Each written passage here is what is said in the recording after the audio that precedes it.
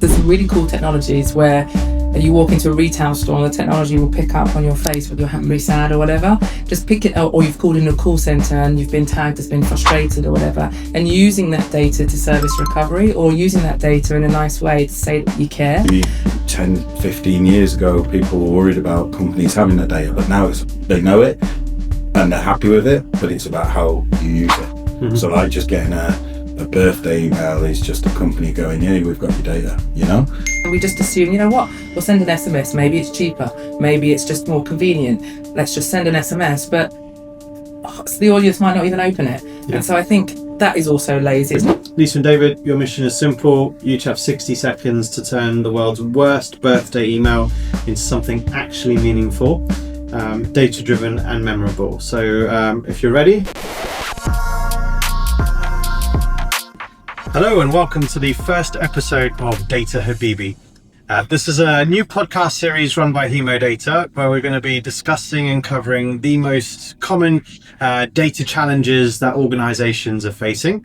The first episode today is called Not Another Birthday Email, and I'm joined by two amazing guests, Lisa Brightwell and Dave Egerton.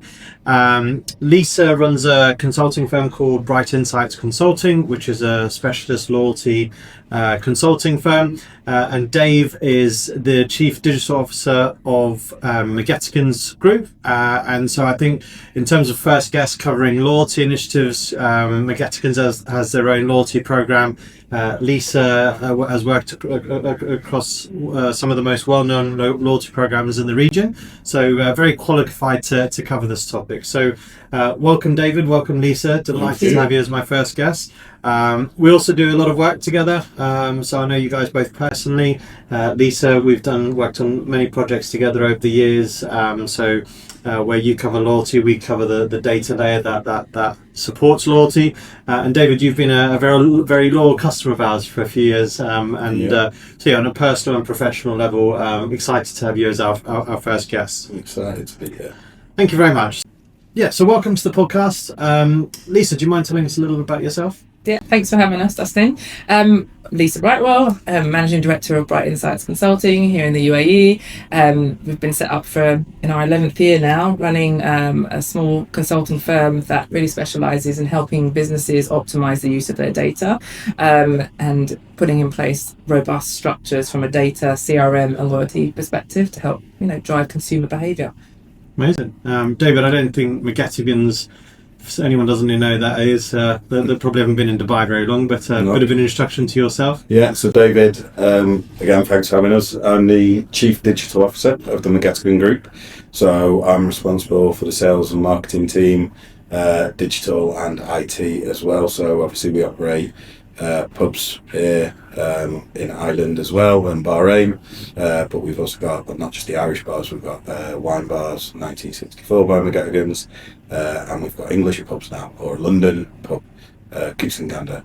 So quite a lot going on. A lot going on, and massive growth over the last few years, and lots of returning customers. So anyway, I thought I'd discuss why we call it Not Another Birthday Email. I think the reason personally this struck home for me is I recently celebrated my birthday. I'm not going to tell you which one, but it was really apparent that the minute I turned the age I turned, I was inundated with text messages, WhatsApp messages and emails offering me 10% off this, and a lot of them were from brands I can't even remember buying from, and I just felt like not many brands are getting loyalty right. It's not a hyper personalized experience, and I thought with both your backgrounds and your experience, there must be better ways to do things. So maybe we'll start with a few questions and open it up to both of you to answer each one. But why are birthday emails the poster child of lazy loyalty these days?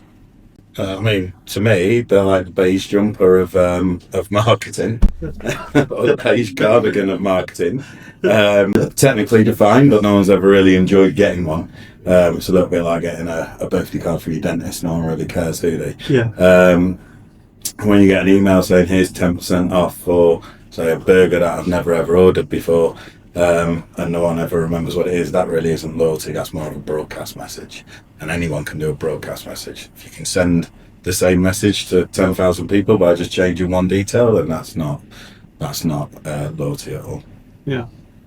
Well, it's my absolute bugbear in customer relationship management, but also loyalty, that Yeah. people come on, you see a lot of people come on podcasts, or you see them at trade shows and conferences, and they talk about personalization, and they start talking about a birthday email, and I just cringe, because a birthday email is not personalization. And often, you know, it's one random email you get out of the blue, having not spoken to the brand or had any interactions with the brand for months or weeks, and you get this birthday email, and you're supposed to automatically be like, oh yeah, I'm going to come and spend with you because I've not spent in 6 months. Why not? It's not how it works. You know, brands need to build a relationship with people, and I think people fall back on this idea that personalization means a birthday email. Personalization is so much more than that, and people need to start realizing how to do personalization and how to structure personalization, and just sending a birthday email is definitely lazy. Yeah, no, I completely agree. And I think I'll ask you another question about what's changed in a minute, but like,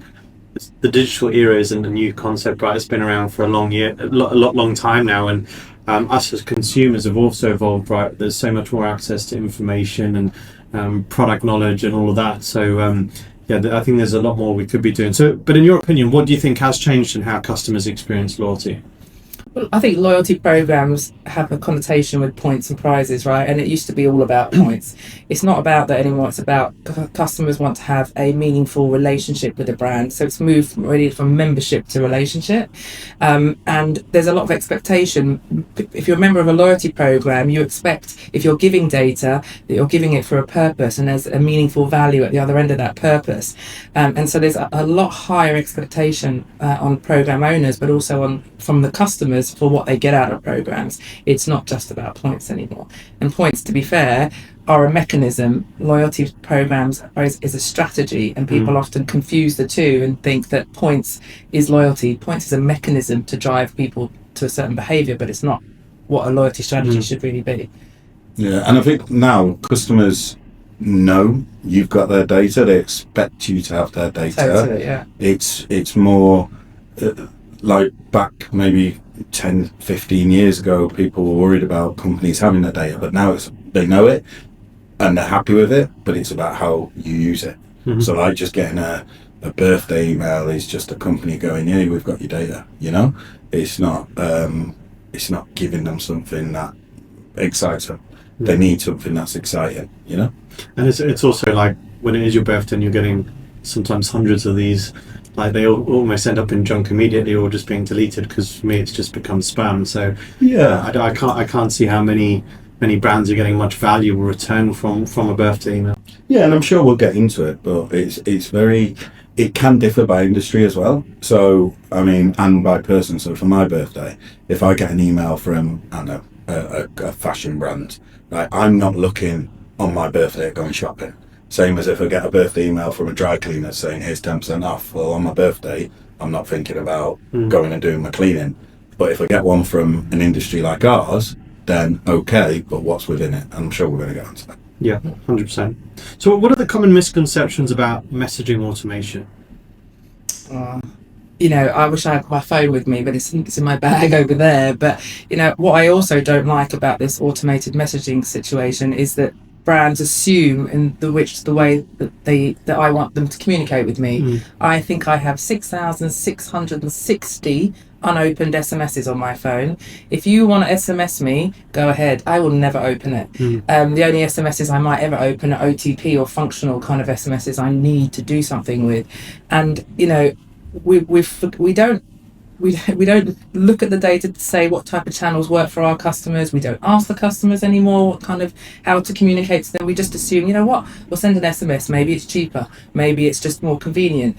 Let's just send an SMS. But the audience might not even open it. And so I think that is also lazy. It's not just about the personalization or thinking of a birthday email is personalization, but also the methodology and timing, to your point, of how something is distributed is also equally important. So anyone that sent me an SMS, good luck. And it's so true as well. I think the other issue struggle with is a lot of the time I haven't even given my consent for these messages to come through, and that's probably a whole nother topic or a whole nother episode. But it's very difficult to unsubscribe, and so similar to you, I've probably got a bit of OCD where I don't click on. I can't have things with an icon where I haven't opened it. So I open it, I just delete. You obviously don't even take that amount of time to do it. But very interesting. So again, probably know the answer to this question from you both already, but is sending an SMS every birthday really personalisation? Yeah, I think I said before, it's in my view, it's more of a broadcasting message, unless it's personalised. So if you personalise it right, then yeah, it can work. You have to really understand the data and understand your customers. But no, just getting a generic, even if it's got an offer on it, is like I said, a broadcast. Mm-hmm. So, based on your experience, what brands are getting it right? Obviously the Egertons. I was going to say that, yeah. Look, we are. That wasn't a no. But no, I think in general, it's like when people ask, who's getting digital right, who's getting omnichannel right, I don't think anybody is getting it 100% right at the moment. There's people that do things well. There's certain, for example, airline loyalty programs where people aren't happy because of points maybe not being worth what they used to be worth. But in terms of the tailored offers that you get and the tailored like lounge access, drivers, stuff like that, that's getting close. Mm-hmm. And maybe some of the super apps are starting to get there in terms of more personalisation, especially in this region. But I don't think there's any app that I would say, or any loyalty app that I would say now I would be disappointed if I didn't use it when I went shopping. Mm. I agree. I think it's a journey, right? I think everybody's on this journey, and things change also. So no one's ever going to be completely up there, in terms of doing everything right. I think some of the brands that are making good effort and strides to be more hyper-personalised, Share, for example, Managed Alpha Tames program has just kind of launched this new hyper-personalisation and this app where they've built in e-commerce into the experience, and they're now trying to, based on your browsing history on an e-commerce perspective in a loyalty app, they're now able to make recommendations. So they're making bold steps in the right direction, but it is a journey for most brands, and some brands are doing something good. I mean, we talk about some of the airlines. I know personally some of the airlines do, 80 to 100 versions of their newsletters that go out to make sure that each segment that's receiving it is personalised to some degree. So people are making steps, but it is a journey, and nobody, I think, certainly not in this region that I know of, is doing it perfectly, or even globally. There are some brands in other markets, like, in Australia. We talked about this on a recent podcast. The Maya Group in Australia are doing an incredible job at hyper-personalisation and restructured the whole loyalty framework around data and how to use multiple AI tools to drive a hyper-personalised experience at a really high level. So some people are doing it really well, but it is a journey, I think. Yeah, like I feel, if I think of my personal experiences from what you said there, David, about being disappointed about loyalty programs not being there. I remember several years ago I was living in Singapore and had a credit card linked to an airline app, and I accumulated so much points that I was able to go on holiday once a year without paying. And even when I left Singapore, flew back to the UK, I flew the whole the family back business class and didn't have to pay for that. And it seems ever since COVID, that's kind of stopped, right? Like, I can get so many air miles and I still get nothing for it. So I've stopped linking the credit cards to that, and I actually switched it all to Marriott Bonvoy. I know you've had a lot of experience with Marriott Bonvoy, but for the last 3 years I've taken the family to Maldives on holiday because of there's value in the points, there's value in the rewards, the offers kind of pull on the right heartstrings, and I think that's where personalization is missing. Is like, it's not, a lot of programs don't pull on the right heartstrings, and so I think the only one I'd be disappointed not having would be Marriott Bonvoy right now, because the others I don't feel I get that much return, or there's so many they're so complex and there's so many moving elements that you have to be a loyalty expert to understand how to get the value from it, and it can become so hard. Are you, I love Marriott, so this is obviously, I'm ex-Marriott, so I always support them. But are you pro that because of the value of the currency or the way that they're personalising your experience?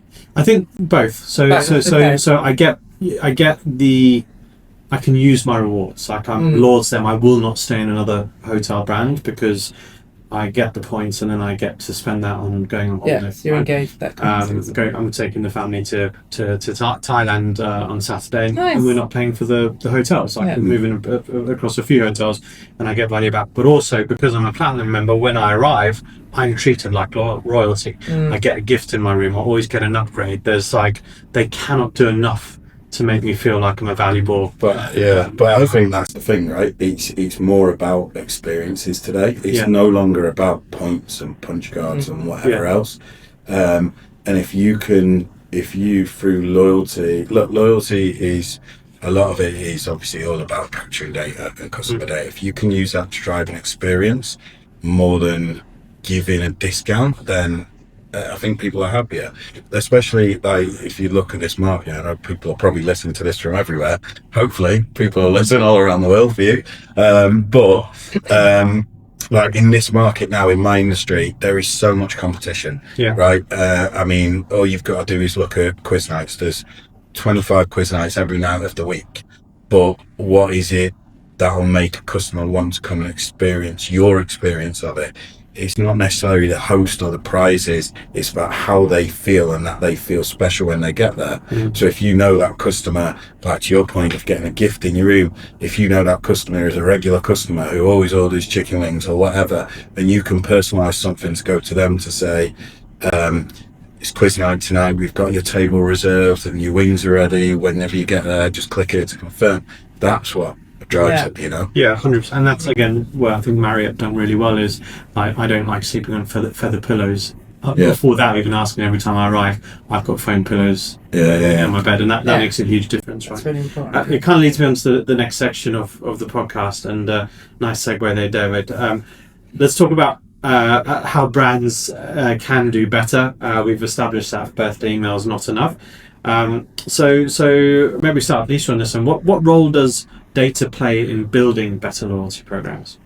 Well, I think testament to our work together, right? It's the foundation, and if we don't have those foundations there, it's very difficult to build a stable kind of house on a rocky foundation. And so for me, it's definitely getting the right data structure, the right data flows, the architecture, getting a single customer view, making sure that data is clean. You know, how many programs we work on where you've got the same customer entered 6 times, the customer's getting 6 emails, getting frustrated because that's not unified, and bringing in the data structure in the right way, because we can't build up from that unless that's done. Yeah, definitely. So right people, process, data, and technology. Yeah, right? 100%. It's the depth of the data as well. So I think, look, there used to be, obviously still is, but everything used to be about customer segmentation. And especially with AI coming in and even customers becoming more clever with what they're doing. But I don't think that whole segmentation piece works anymore. I think customers, it's now a segment of one, basically. You have to deep dive back from what you would know once upon a time, that this customer liked doing this on this day and they live here and they've got this many kids, to actually saying now, well, what time of day are they doing it, or what hour of the day are they doing it, and what, you know, you've got to get really deep into that level of data to be able to personalize for one person rather than a segment. And it's like the different levels of that, because like I remember years after having kids, I was getting Pampers ads, but my kids were well over the age for Pampers, right? But someone's tagged me as a mother buying Pampers, whatever. And it's like, let's keep messaging that. So it's like evolving of that data points that you have, the expansion of the types of data points, and like looking at that properly. Otherwise, you put in a segment that you're no longer. What if my kids have moved down there? You know, and you still got me as a.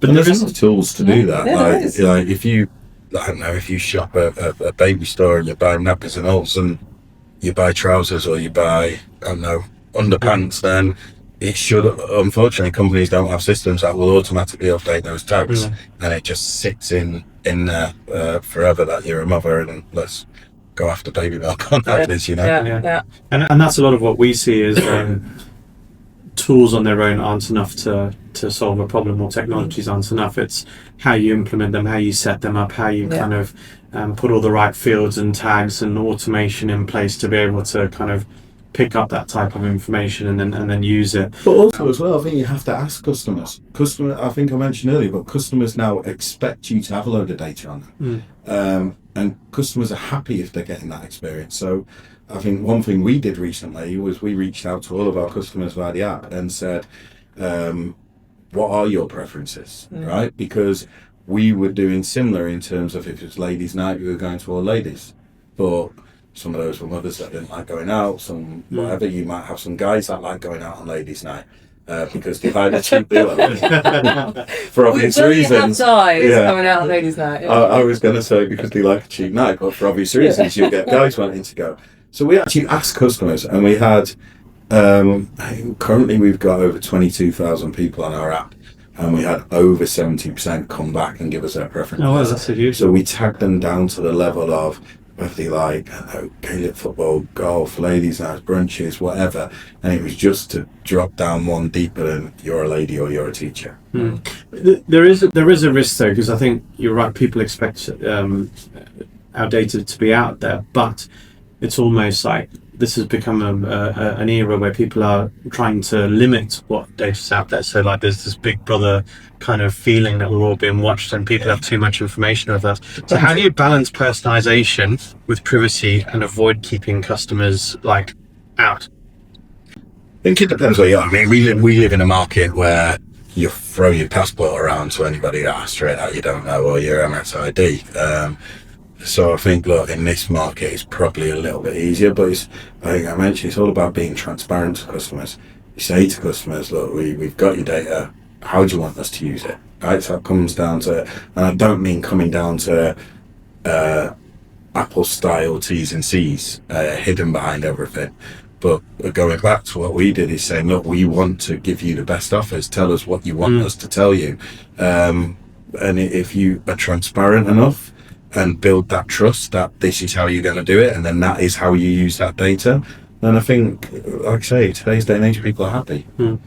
Just because you have the data doesn't mean you have to do it though, right? I think putting the right controls in place, you know, if I'm looking at trainers and I looked at trainers last night, doesn't mean you then chase me the next morning at 9 o'clock in the morning. Hey, do you want to buy the trainers? Do you want to buy the trainers? It's been sensible in terms of the way that you approach it, and I think putting also the right guardrails in place for the teams so that you're being empathetic in the way that you deliver it. It's I think that's kind of the core structure you need to have. So like timely, relevant, topical. It's got to pull on the right balance. Yeah, and give them an easy way out as well, because so many times, especially in the past, it's so hard to unsubscribe from anything, so hard to get out of anything. I've been in Dubai 10 years and I'm still getting emails from places that I've never shopped from in the UK, and I've never voucher and stuff like that, you know. But I'm unsubscribed here, and I'm still getting stuff. Exactly. It's like people haven't set up the right structure to even unsubscribe. Yeah, and I think that's what Apple have done now, haven't they? Tried to bring in that new feature on emails to try and make it unsubscribe. But if you make it easy for customers to sort of opt out, they'll see that with a little bit more trust as well. Respect. And you build that trust with them, and they'll maybe think, well, let's just leave it for now. I didn't like that spam, but actually I've got a bit of trust with you, I'll leave it a bit. But then you have to get it right the next time. You can't make the mistake twice and spam twice. Yeah, and I think even like type of thing you're selling is quite important, to your point around campers and stuff. But like a pair of trainers or so, it might be something you only buy once every 6-7 months, but if you're then getting an ad a week on it, it's just like, it's not really timely and relevant at that stage. Cool. I'm going to go, just in case you were looking at your questions in order there, I did skip one because it was in line. But how do you know all of them? If you had to design a loyalty, if you had to design a program tomorrow, what are the absolute must-haves for you? I'm starting with Lisa on this because obviously you've done a lot of loyalty programs over the years. Must-haves in terms of data or the whole program? So what's the must-haves and data points you'd like to have?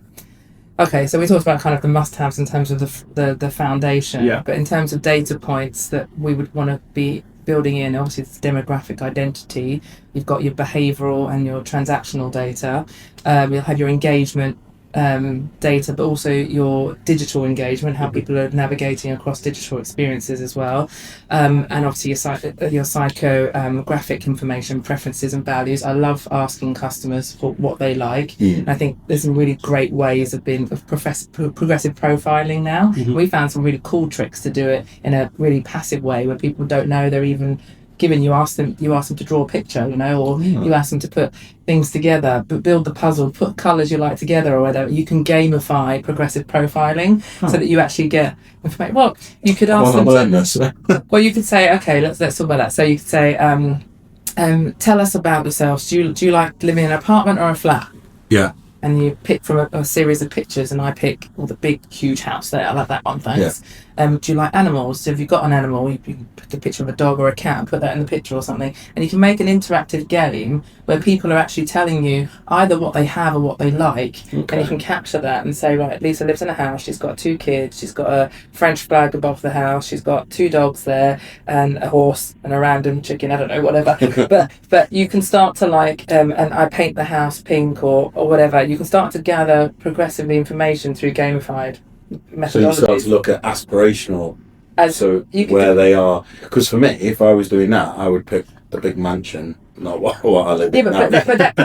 But you could frame it in the game, right? You could be like, tell us about yourself today, and tell us about yourself tomorrow. And you could gamify. So people want to do that. People also want to create avatars of themselves. People want to create, be involved in games, and so that gamification can actually be backed with progressive profiling underneath, and it's quite a fun way to do it.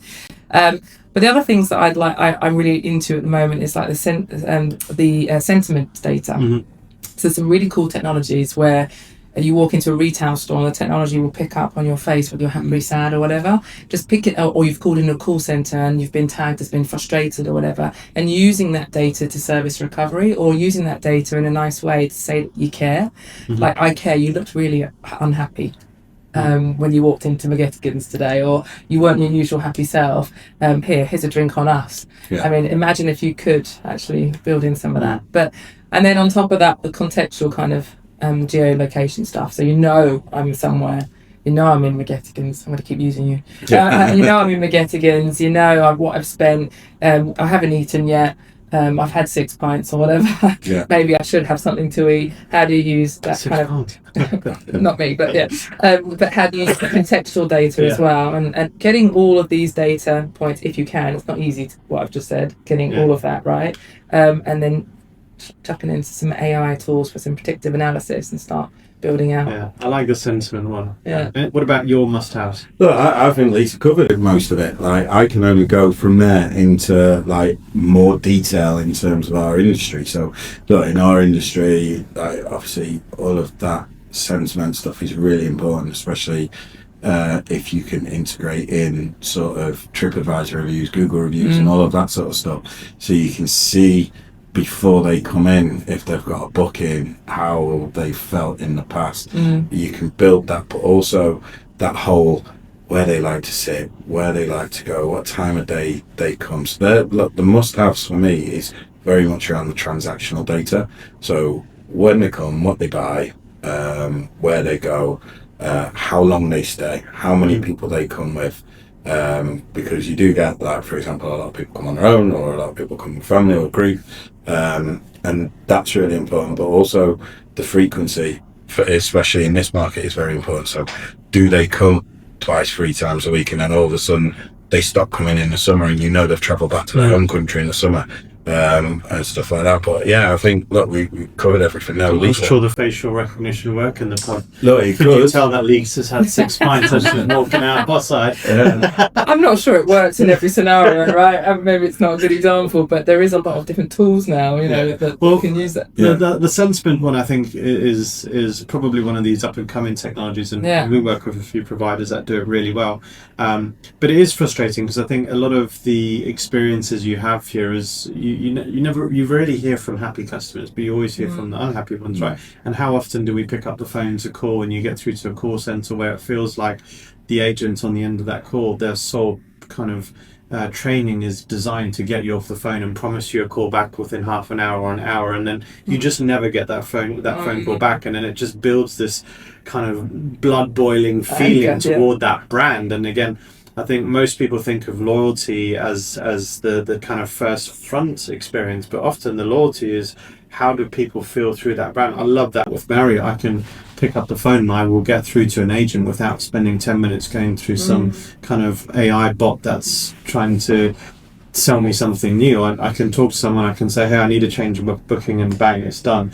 But with a lot of the airlines, you can't do that. With a lot of the phone providers, the internet providers, it's almost impossible to have that experience, that feeling where you go, you know, I was unhappy, but they dealt with me really well. I'm going to judge them on how they dealt with that issue rather than the issue itself. But no one's really getting that night. And I think these customer sentiment AI tools are actually game changing for a lot of brands who need to get better at that.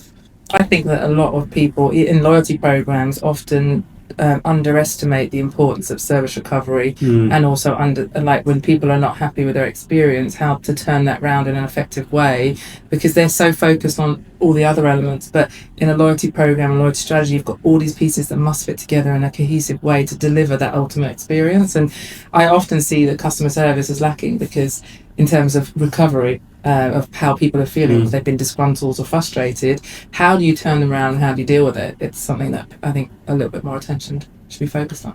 100%. Right, I've got a really fun question, and I've got an example that we've worked on together which might relate into this. But so when you think about loyalty, do you think it's a marketing job, a CX job, or a product job? Who should own loyalty within an organisation? You're on the cliche answer. It's everyone's job. That's what everyone says. No, look, it's the people facing the customer.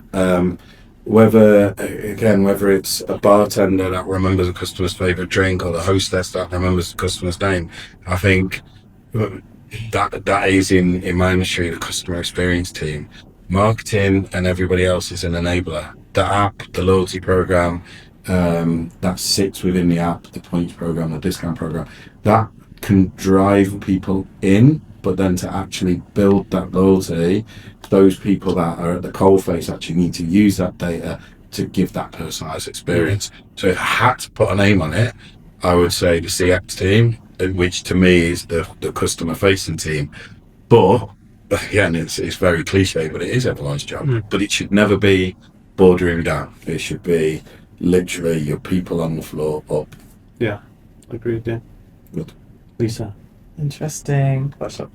No, you can go against it. No, you're right. And I think what I often find is when loyalty programs are sat in a little silo as a department in an organisation, and they're sitting in their little space, which is most organisations. And that's loyalty. They forget that loyalty has an impact on every single part of the business from bottom to top. And to your point, and it is people, process, tech, data. It's all of that. And when loyalty programs are not absorbed within the organisation systemically like that, and they're sat in a little silos, is when they don't get internal buy-in, and they really, really struggle. It needs to be, if you have a loyalty program and you're trying to drive that behaviour and an optimal customer experience, it needs to be everyone in the organisation. But if you have someone spearheading a loyalty program, because that's kind of where I took taking your question, where should it sit? Should it sit in marketing? Should it sit? I think within loyalty, you're going to have product, you're going to have CX, and the CX people need to talk to the business CX people to make sure that's delivering. So I don't know if there's a right or wrong answer. I think every organisation has it slightly different, but what I think we can agree on is that it's not a loyalty programs department to execute loyalty. It happens from everybody. Yeah, and I think the business has to be brought in, and actually reminds me of one of the example projects we worked on with I won't name them, but the hospitality organisation that were contemplating releasing a new loyalty program, but the exec team was worried that there was potentially a few million existing loyalty members that would be disrupted, and when we worked on it, looked at the data and all that kind of stuff, it turned out that it wasn't 2 million, it was a few hundred members that it had, and of which a lot were internal. And so the closing statement to the exec team was that you should absolutely go ahead with the new loyalty program. In fact, you can probably invite the existing members to the launch party, and then they did redo the loyalty program, and it was hugely successful. But my point being is, the reason that the existing data was so bad is because the business hadn't looked at everyone's responsibility within the organization and their impact on the data quality, and it was actually the check-in clerk on the desk in these hotels that were kind of manually writing down names and email addresses, asking get new guests if they want to be loyalty members, and then the stack of papers piling up through the week, and then at the end of the week they punching them into the computer, and there was tons of errors, duplications, and so where they thought they had millions of members, it actually wasn't at all. So I think it is it's cliche to say, but it's true. It has to be a business problem, and everyone bought into understanding the kind of North Star of that program, and then everyone being kind of having their own responsibility for contributing towards that North Star. It depends what you mean by owns. Owns could be the people that put it together and the brains that come up with how it's going to work, or the people that actually use it could be the people that own it. True. For me, it's always the people that use it are the owners. Yeah. So that to me is the people who are on a day-to-day basis trying to push that out. Yeah. You know, you can sit in an ivory tower and come up with as many great ideas as you want, but actually if it's completely opposite what the guys on the ground are asking or talking to customers about, then it won't work, you know. As well as everyone. Cliche. Done. Right, so we're over halfway through the podcast. It's now time for our favourite part of the show, which is called Habibi Fixes. We're going to be running this in every episode. So how it works is we take one of our biggest loyalty or data fails, hand it over to our guests, and with just 60 seconds on the clock, you flip it into something better. So today's challenge is the dreaded birthday email. You know the one, hi David, happy birthday, you get 10% off for something I don't even remember buying. So Lisa and David, your mission is simple. You each have 60 seconds to turn the world's worst birthday email into something actually meaningful, data-driven and memorable. So if you're ready. Will there be like a Top Gear style board? Yes, that's actually not a bad idea. So producer, note that one. She's there. But yeah, so 60 seconds. Who wants to go first? I reckon we're going to come out with pretty much the same thing anyway. Yeah, exactly. Let me just think. Okay. Should we let ladies go first? Yeah, exactly. Right, Lisa, 60 seconds, your time starts now. Okay, mine's not an email, first of all, because if you email me, I won't see it. So probably I would choose a WhatsApp message because I'll likely read it. And if it's from a brand that I like, I'll open it because if I'm engaged with the brand, I'll allow them to WhatsApp me. And so the WhatsApp will be having nice, rich content with something that engages me. And the timing will be right. So I won't send it to me on my birthday because I'm possibly going to get 100 messages on my birthday and I probably won't see it. So what you might want to do is think about how you drop that to me in a staged manner. Maybe you also send me an email, maybe you send me just a WhatsApp, but maybe you think about the timing of that. And don't try and sell me something, give me something. Tell me if you come in today, say for example it's Egerton's, if you come in today you get a nice glass of great base beverage, compliments of the house, and we've reserved your favourite table if you come in tonight or something like that. What else? Make it personal. Use information you know about me, and be generous. Done. That was well within 60 seconds. Oh, I thought you had 60 seconds to think. Yeah, me too. You had to do it. 60 seconds to go. So David, on the spot now. 3, 2, 1, go. So obviously, I would know the customer. I would know where they go, and obviously when their birthday is, what they like, where they sit, etc., etc.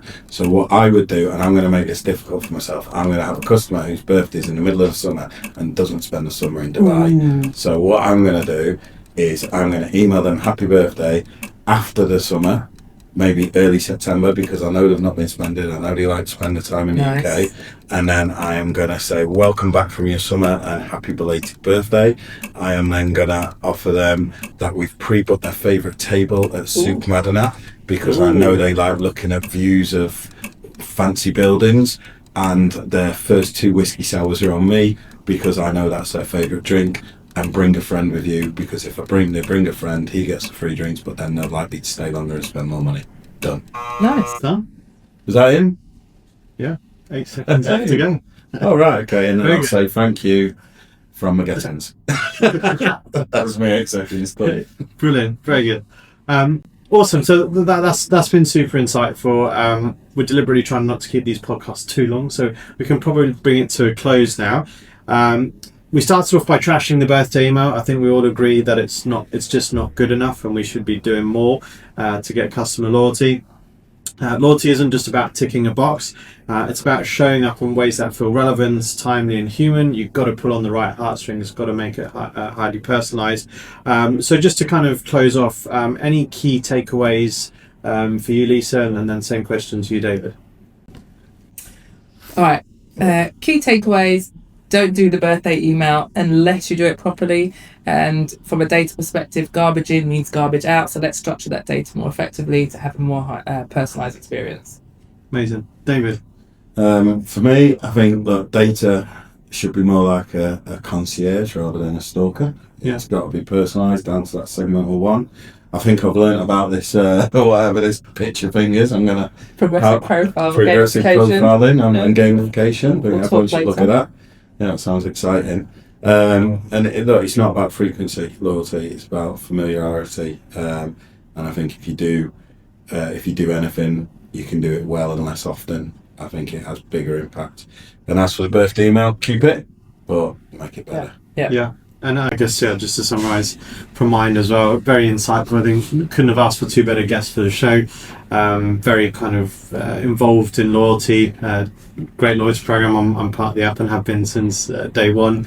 Obviously, Lisa, lots of experience there. But yeah, having the right foundations in place, people, process, technology, and data. Getting business buy-in into loyalty. It's not just a single department. It shouldn't just be a function in the corner of an office that owns it. Everyone needs to understand their roles and their impact on the success of loyalty. So that's the end of the first episode. I just want to say thank you, Lisa. Thank you, David. It's been amazing having you as the first guest of Data Habibi. For our viewers, if you enjoyed this episode, share it with someone who still thinks a birthday email is enough.